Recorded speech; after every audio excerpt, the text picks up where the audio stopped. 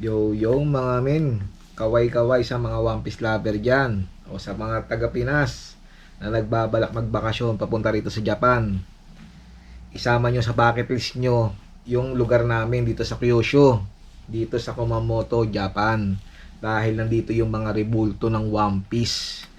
Isa sa mga dapat nyong puntahan, Kumamoto. Ito, may nakuha tayong flyers. Watch.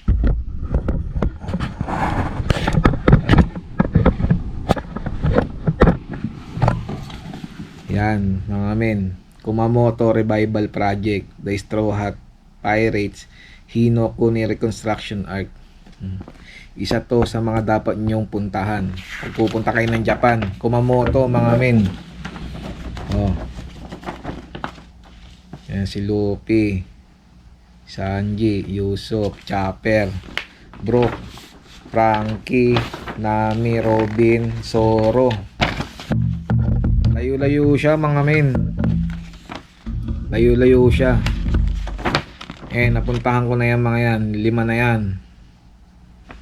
Sa 6. Si Frankie, si Usopp, si Robin, si Nami, saka si Zoro. 5 na yung napupuntahan ng rebulto, mga men. Meron pang 5. Abangan nyo kung makukumpleto natin ng 5 rebulto. Ganda yan, mga men, oh. O, sa mga One Piece fanatic dyan, kung merong Naruto statue sa Kagawa dito sa Kyushu, merong One Piece statue.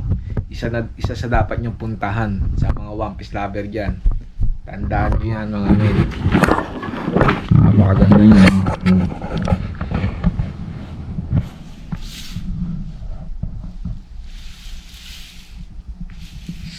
Isang malaking achievement pag natapos mo yung 10 rebulto ng One Piece. Abangan nyo yan, mga men.